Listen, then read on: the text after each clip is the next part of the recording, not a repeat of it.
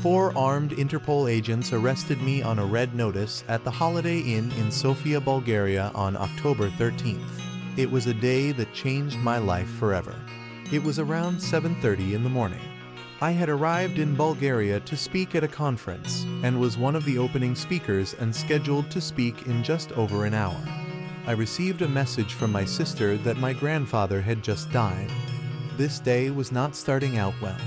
As I was just about to go to breakfast, there was a knock at the door. I looked through the peephole.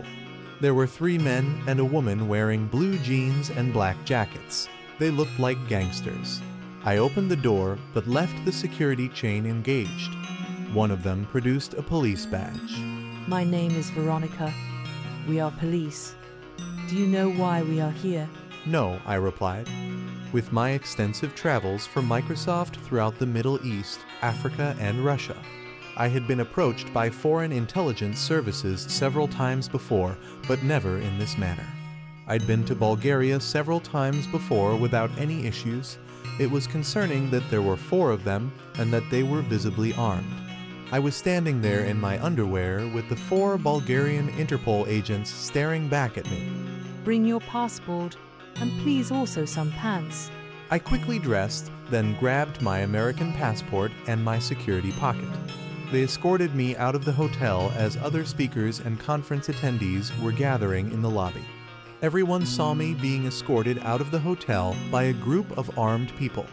They put me into the back of an unmarked black police car. I was put in the center and surrounded by police officers. As we left, I noticed there was a second unmarked police car that was waiting in the parking lot and was now following our car. They weren't taking any chances. These men are from Interpol. I am a police officer, but not Interpol. I'm here to translate. At the police station, we will show you documents. We arrived at the police station and everyone entered an empty office at the far end of the hall.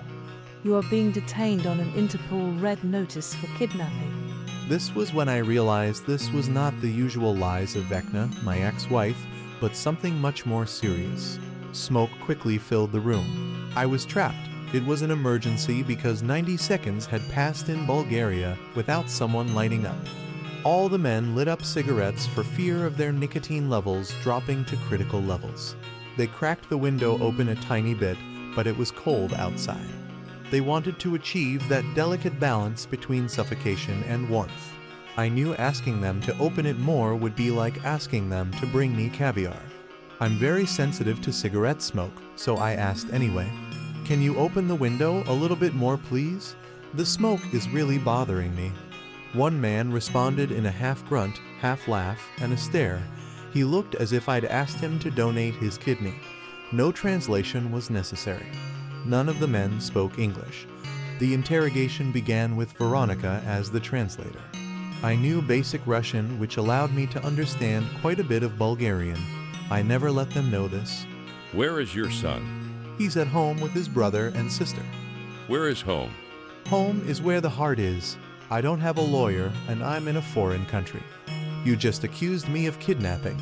We aren't on a first date. You've detained me. Give us your money and passport.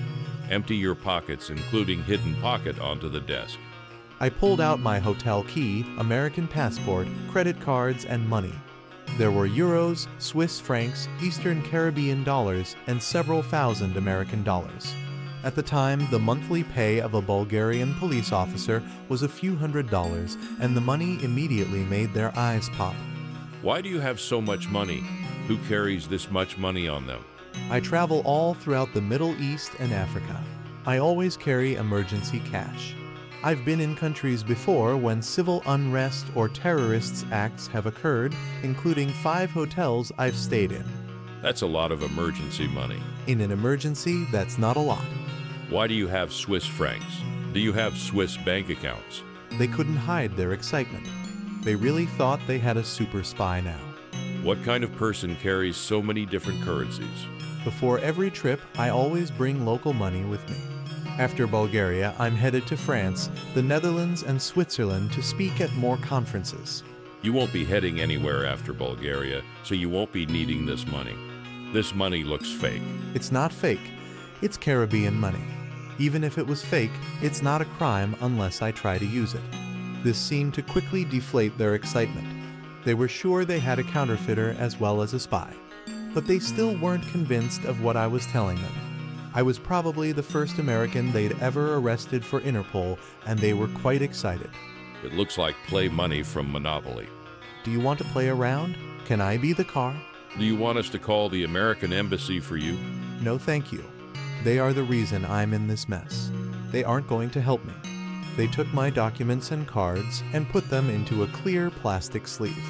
They put my larger items in a plastic shopping bag and put everything into a safe. We need you to write statement. We will send to America and we will wait for them to say what to do with you. We only take information now. Only take information. Your English is quite good, and I thank you for your translation services, but you've already taken my passport, documents, and personal items. What does information mean in Bulgarian? I only learned later what the American embassy told the Bulgarian government about me. They thought they had a major wanted international criminal. They gave me a pen and paper. Please write statement, and we will send to the Americans. I wrote several pages. After several hours, one of the men returned.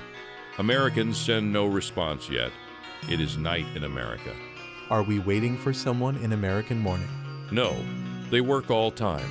We need office to work. Move to hall and wait. I moved to the hallway as instructed. Lining one wall was a graveyard of heavily used furniture that had been discarded from the offices. I was not keen to discover new species of bugs or study stains or smells, so I paced the hallway. I had no watch, and the hallway had no windows, so I had no idea of the time. After several hours, Veronica returned. The American embassy is here to see you. When you asked me, I told you not to call them. They are not here to help me. I don't want to see them. Please just go talk to embassy people.